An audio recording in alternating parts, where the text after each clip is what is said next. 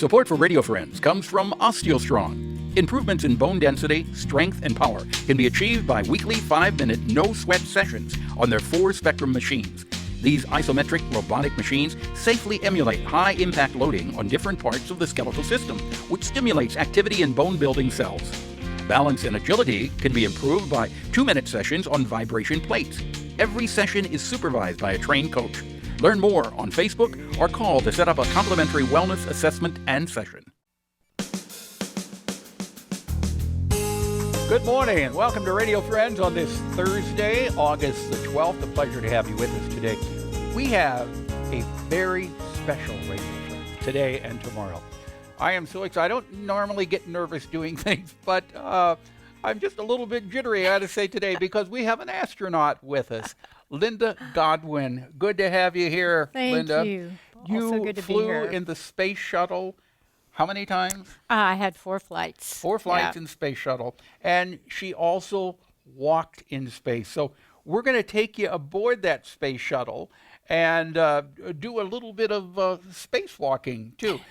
What are we looking at right now, Linda? Yeah, you just had a shot of one of the launch pads that we could see as we came in on our T-38s to finish our week in quarantine in crew quarters at Kennedy Space Center. So you were quarantined before you took off in the we shuttle? do about a week to keep us away from other people, you know. So we've landed here. So you landed at Kennedy Space Center. Then what happens? How soon do you actually take off after you land? It's a few days. And so normally we're quarantined for about a week. We come down here, we go to the Cape on the 3rd or 4th day, keeping our distance because we're in quarantine, you know, waving to the reporters. And in that building that we're exiting here, we spent our time with a little training going on. And here, this is launch morning. Now we're looking at you walking out. You're going to get in a caravan and go to the launch site, correct? Right. It's a few miles away because nothing can be built that close to where the rocket's, the shuttle, rocket's going to take off. When you saw that space shuttle sitting out there, what was going through your mind? It's just awesome. You look at it, it's big, it's just, it looks like it's a living entity when it's all fueled and ready to go with liquid oxygen, liquid hydrogen, and the external tank venting. Yeah. Now here you're getting, really we're seeing you being strapped in to your seats. You just, I was watching the video and said you're just like vegetables being strapped in. Actually, it's interesting you say that because the suit techs tell us just act like a vegetable and let us do all the work. Yeah. That's what they say. Okay, now we're ready for launch, and we'll just be quiet and listen to it here. Right here and right now, it's time to let freedom roar. Let's light them up. CLSs go for main engine start. Engine start. 3 at 100. 102. Auto. 3 at 104. Now we're watching here in the studio the liftoff of your shuttle, and this was the name of this shuttle? Endeavour. This was Endeavour. When that massive power started and you were climbing into Earth orbit, what is going through your mind? You're just hoping they all keep running, an engine out invokes all kinds of alternative procedures that you don't want. And actually, when they said 3 at 100, that meant the 3 main engines at full thrust on the launch pad, which we could feel fully powered up, and then the solids were light. So we could feel that thrust, and you don't want to feel that shut down because that's happened on a few flights and they went nowhere. The solids light, and then it's a big lift off the launch pad. You're feeling how many vibration. Gs? Initially, it's low G. I mean, it's not too much more than 1 G, but we build up to a max of 3 during, and they throttle the main engines back a bit at one point in the ascent, not to exceed too many Gs, and that's for the wings on the shuttle and things like that, not for the human body tolerance. But I just can't imagine what it feels like to be in there. Now, we're looking inside the shuttle after takeoff. What, for those of you listening on the radio, you've got to go to the KBIA website or YouTube and watch this video.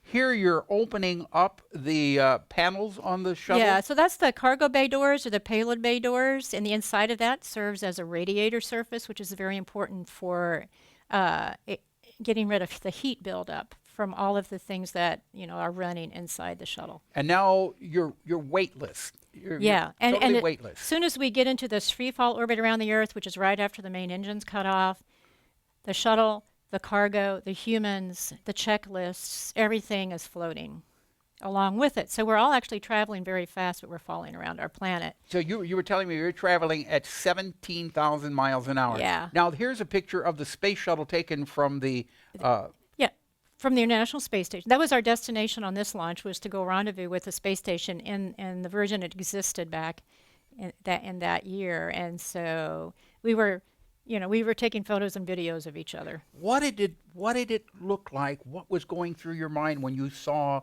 the space station floating out in the black vastness of space? That it's incredible we can do this orchestrated dance of rendezvous with it. So it's been in orbit. And by the way, we just passed 20 years last year of permanent habitation on that station. But so it's orbiting the Earth. We launch at a time that enables us to do this catch up over a period of a couple of days. And then, even though we're both traveling that fast, our relative velocity is very low, and we get to come in and dock.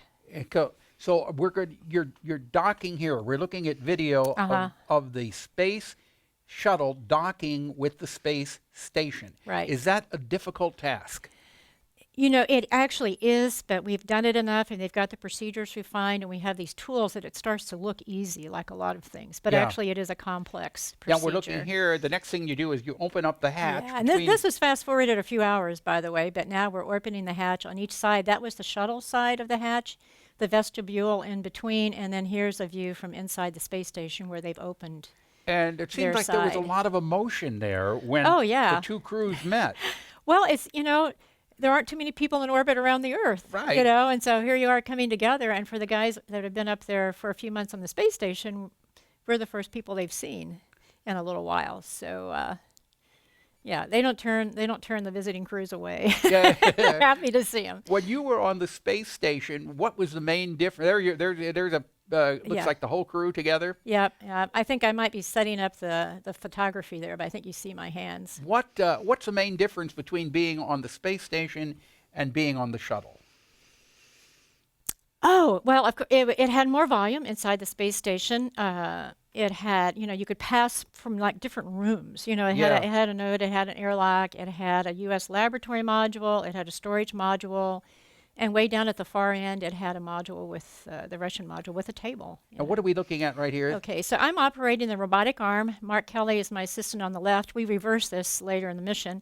And I'm maneuvering that module to a docking port on the space station where it will come in and hover there, and then it'll be latched and drawn in. And we were like the UPS delivery guys, so this was our delivery that we have to unpack. All the goodies were in there. All the goodies were in there, and here we are now. We're inside the station, opening the hatch into that module that was just attached. Yeah.